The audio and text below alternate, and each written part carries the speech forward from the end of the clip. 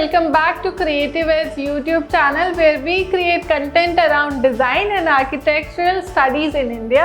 I am Survi Anip Telemanai and a senior design faculty at Creative Edge, and in today's video we're going to be discussing about things which are important when you're solving a product design question. So अगर आप किसी भी design entrance exam के लिए prepare कर रहे हैं जैसे NID, NIFT, UCD या सीट, अभी तक तो आपको पता चल ही गया होगा कि प्रोडक्ट डिज़ाइन एक ऐसा टॉपिक है जो इन एग्ज़ाम्स में आता ही आता है। कभी एक क्वेश्चन आता है, दो क्वेश्चन आता है, पर हर साल एक ना एक डिज़ाइन रिलेटेड क्वेश्चन आना ज़रूरी है।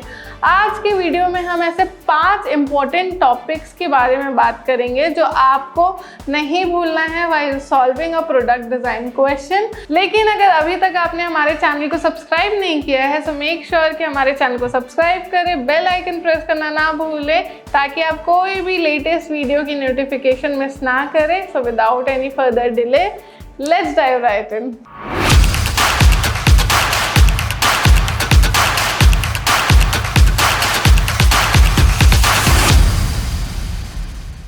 The first thing is always show brainstorming.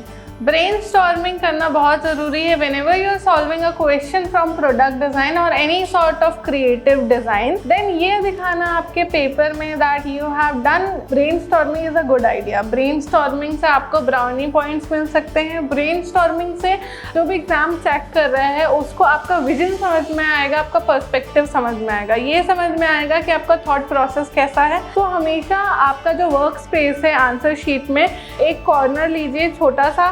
Brainstorming को बहुत इलैबोरेट वे में करने की ज़रूरत नहीं है। जस्ट जो भी चीज़ें उस पर्टिकुलर प्रोडक्ट से रिलेटेड आपके दिमाग में आई, the problem faced by people और the solution that you are suggesting, उनको नोट डाउन करिए अपने ब्रेनस्टॉर्मिंग के फॉर्मेट में एंड उसको शो करिए। कभी भी एक प्रोडक्ट डिज़ाइन का प्रॉब्लम सॉल्व करते वक्त ब्रेनस्टॉर्मिंग पहले करना इज़ इम्पॉर्टेंट, क्योंकि ब्रेनस्टॉर्मिंग आप नहीं करते and you directly jump on to the sketch, आपके जो डिज़ाइन में प्रॉब्लम्स आना पक्की बात है। इसीलिए पहले अच्छे से टाइम दीजिए ब्रेनस्टॉर्मिंग के लिए और उसके बाद ही स्केच बनाइए। Second point is always mention the dimensions. What do I mean by that? कभी कभी क्या होता है कि आपके दिमाग में जो पिक्चर है जो आपने पर्टिकुलर प्रोडक्ट डिज़ाइन किया है उसकी बहुत छोटी है या बहुत बड़ी है, ठीक है। तो आपने एक 2 इंच का प्रोडक्ट डिज़ाइन किया है छोटा सा, बट देखने वालों को वो बड़ा दिख रहा है, ठीक है, क्योंकि स्केच में कभी कभी कन्वे नहीं हो पाता कि आपने कितना बड़ा बनाया है, कितना छोटा बनाया है। इसलिए जब भी प्रोडक्ट डिज़ाइन का क्वेश्चन सॉल्व करना है always mention the dimension. Mention करो डायमेंशन, इंचेस में कर सकते हो, सेंटीमीटर्स में कर सकते हो, बहुत बड़ा प्रोडक्ट है तो मीटर्स में या फीट्स में भी कर सकते हो, वो आपके ऊपर है कि कैसा करना है, पर मेंशन करिए, लेंथ मेंशन करिए, विड्थ मेंशन करिए, जिससे आपके आइडियाज़ जो हैं जो आपने विजुअलाइज किया था वो ज़्यादा अच्छे से कम्युनिकेट हो पाएंगे। Third point is always mention the material that you are using. अगर आपके प्रोडक्ट में आपने कुछ यूनिक मटेरियल यूज़ किया है तो उस मटेरियल के बारे में लिखना ज़रूरी है, क्योंकि अगर आप जस्टिफाई नहीं करते हैं ना कि वो मटेरियल आपने क्यों यूज़ किया है या कौन सा मटेरियल यूज़ किया है तो मार्क्स कट जाएंगे। फॉर एग्जांपल आपने बैम्बू यूज़ किया है कोई लंच बॉक्स डिज़ाइनिंग में, तो मेंशन करिए that your material is bamboo and नीचे उसकी प्रॉपर्टीज़ भी लिख दीजिए। क्यों यूज़ किया है बैम्बू? क्योंकि लाइट वेट होता है, इको फ्रेंडली होता है, इसलिए सस्टेनेबल है, और इससे ज़्यादा सबसे ज़्यादा इम्पॉर्टेंट ये बताना कि वो इंसुलेशन प्रोवाइड करता है, जो कि एक लंच बॉक्स के लिए बहुत ज़्यादा आइडियल चीज़ होगी। तो कभी भी जब प्रोडक्ट डिज़ाइन करो उसमें अगर कोई मटेरियल स्पेसिफिक यूज़ कर रहे हो तो मटेरियल का नाम बताओ, टेक्नोलॉजी को यूज़ कर रहे हो एडवांस तो टेक्नोलॉजी का नाम बताओ। कभी भी हमें रैंडम चीज़ें नहीं करनी है, जैसे कि आपने लिख दिया कि दिस शू चेंजेस कलर, ठीक है, तो चेंजेस कलर तो लिख दिया है, फिर वो कौन सा मटेरियल है जिसके कारण ये जो कलर है शू का वो चेंज हो रहा है। So write the technical term for it, तभी मार्क्स मिलेंगे, नहीं तो ऐसा लगेगा that you are making castle in the air, ठीक है। तो उसको जस्टिफाई करना ज़रूरी है, इसीलिए always mention the material and the technology that you are using in your product design. Fourth point is always make multi dimensional views. Multi dimensional views हमें दिखाना चाहिए हमेशा प्रोडक्ट डिज़ाइन में।